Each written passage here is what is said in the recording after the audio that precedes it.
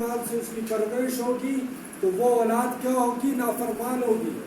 اسی طرح حضور پاک صلی اللہ علیہ وسلم نے ارشاد فرمایا کہ جو شخص ایک لقمہ حرام کا اپنے پیٹ میں ڈالتا ہے 40 دن تک اس کی عبادات کو قبول نہیں کیا جاتا، اس کی دعائیں قبول نہیں ہوتی۔ اور حدیث پاک کے اندر آتا ہے ایک شخص بکھرے بالوں والا، میلے کچیلے کپڑوں والا، لمبے لمبے سفر کرنے والا اللہ کے سامنے ہاتھ اٹھا کے دعائیں مانگتا ہے، اس کی دعائیں قبول نہیں ہوتی۔ جب بھی وہ ہاتھ اٹھاتا ہے اس کی دعا رد کر دی جاتی ہے، اسے یہ کہہ دیا جاتا ہے کہ تمہاری دعا کو کیسے قبول کیا جائے، تمہارا کھانا بھی حرام، پہننا بھی حرام، اوڑھنا بھی حرام۔ تو اس لیے فرمایا کہ طلب کسب الحلال فریضۃ بعد الفریضۃ، حلال طلب کرنا، حلال کمائی کے لیے جستجو کرنا، محنت کرنا، یہ باقاعدہ ایک فرض ہے۔ جس طرح نماز کو فرض سمجھتے ہیں اسی طرح حلال کمانا بھی فرض ہے۔ اور حدیث میں تو یہاں تک آتا ہے کہ جو شخص سارا دن مزدوری کرتا ہے اور تھک جاتا ہے، تھک اور ہار کے جب وہ گھر آتا ہے تو گھر میں داخل ہوتے ہی پہلے قدم پر اس کے سارے گناہوں کو معاف کر دیا جاتا ہے۔ نبی علیہ السلام کی خدمت میں ایک صحابی حاضر ہوئے اور انہوں نے کہا یا رسول اللہ یہ میرے ہاتھ دیکھیں، محنت کر کر کے ان ہاتھوں کا یہ حال ہے۔ تو حضور نے فرمایا اس شخص جیسے ہاتھ کہ محنت اور مزدوری کر کے اس کے ہاتھ سخت ہو گئے، اس جیسے ہاتھ جس شخص کے ہو گئے اس پہ ان ہاتھوں پہ جنت کی آگ حرام ہو جائے۔ تو حلال کمانا، حلال کمانے کی عادت ڈالنا، جھوٹ سے نہیں کمانا، دھوکہ دے کر نہیں کمانا، فراڈ کر کے کسی کا مال نہیں حاصل کرنا۔ حلال اکثر تھوڑا ہوتا ہے، حرام زیادہ ہوتا ہے، لیکن حلال میں سکون ہوتا ہے، حلال رزق کے اندر سکون ہوتا ہے، حرام رزق کے اندر سکون نہیں ہوتا۔ 1 روپیہ اگر آپ لے کر آ رہے ہیں اور وہ حلال کا ہے تو وہ آپ اس کے ساتھ سکون لے کر آ رہے ہیں۔ لاکھوں روپیہ اگر آپ روزانہ گھر لے کر جاتے ہیں، حرام کا روپیہ ہے تو اس سے بے سکونی کو آپ لے کر جا رہے ہیں۔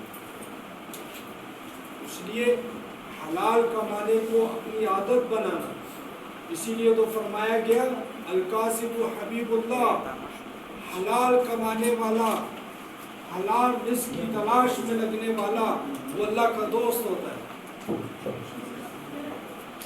محنت کرنے والا اللہ کا دوست ہوتا ہے کہ اللہ رب العزت اس کی مدد فرماتے ہیں۔ اس لیے یہ حدیث مشکات شریف کی حدیث ہے، اس حدیث کے اندر یہی بتایا گیا طلب کسب الحلال، حلال کمائی کے پیچھے لگنا یہ ایک فریضہ ہے، اور دیگر فریضوں کی طرح نماز، حج، زکوٰۃ، رمضان کے روزے یہ فرائض میں سے، کلمہ اس کی گواہی دینا یہ فرائض میں سے، لیکن رزق حلال کمانا، ابھی دیکھو انسان حلال کماتا ہے اس کی دعاؤں میں تاثیر پڑتی ہے، اثر پڑتا ہے، وہ دعائیں مانگتا ہے اللہ اس کی دعاؤں کو قبول کرتے ہیں۔ ایک آدمی ہے حرام کماتا ہے، حرام کھاتا ہے، نہ اس کو عبادت میں نماز پڑھنے میں مزہ آئے گا، نہ اس کو قرآن کی تلاوت کرنے میں مزہ آئے گا، نہ اس کو ذکر اذکار کرنے میں مزہ آئے گا، وہ بے چین رہے گا، نماز میں کھڑا ہے بے چین، اللہ کی عبادت کر رہا ہے پھر بھی بے چین ہے۔ کیوں؟ سب سے بڑی وجہ یہ ہے کہ وہ اس کے پیٹ کے اندر حرام جا رہا ہے۔ جب پیٹ کے اندر حرام جائے گا تو عبادات قبول نہیں ہوگی۔ پھر آج کل کی اولاد جو ہے وہ یہ کہتی ہے، آج کل کے ماں باپ اولاد کے بارے میں یہ کہتے ہیں کہ ہماری اولاد نافرمان ہے۔ بھائی تمہاری اولاد نافرمان کیسے نہ ہو کہ پیٹ میں تم ان کے حرام لقمہ ڈالتے ہو، جھوٹ سے کما کے لاتے ہو، فراڈ سے کما کر لاتے ہو، گناہ سے کما کر لاتے ہو، تو پھر اولاد نافرمان نہ ہو تو کیا ہو؟ یاد رکھنا، حلال لقمہ جب پیٹ میں جاتا ہے اس کی تاثیر ہوتی ہے، حرام لقمہ جب پیٹ میں جاتا ہے اس کی تاثیر ہوتی ہے۔ حلال لقمہ جب پیٹ میں جاتا ہے اس کی تاثیر یہ ہوتی ہے کہ انسان کے اندر عبادت کا، اطاعت کا شوق پیدا ہو جاتا ہے، یہ قدرتی بات ہے۔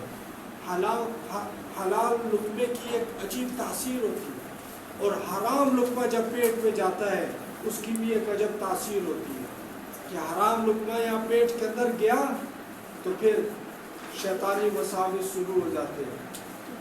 حرام لقمے کے جو شر ہوتا ہے کہ انسان کو گناہوں کی طرف لے کر جاتا ہے۔ حرام کمائی سے کمایا ہوا لقمہ پیٹ میں ڈالو گے تو وہ کس گناہوں کی طرف لے کر جائے۔ تو اس لیے بھائی نیت کرو۔ اور آپ کو ایک اور بات بتاؤں، ایک شخص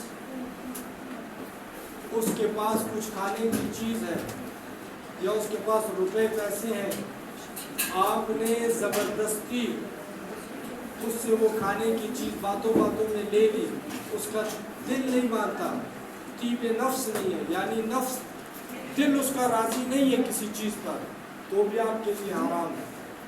مثلاً یہ دوست کا پین ہے، اس پین کو میں آپ کو نہیں دینا چاہتا، اس شخص کو میں نہیں دینا چاہتا، لیکن اس نے وہ ہیلا بہانہ کر کے میرے سے لے لیا، اب میں انکار بھی نہیں کر سکتا، تو اس صورت کے اندر یہ پین اس کے لیے حرام ہوگی، کیونکہ مسلمان کا مال اور مسلمان کی جان اور مسلمان کی عزت آبرو دوسرے شخص کے اوپر حرام ہے کہ وہ اس کو ضائع کرے۔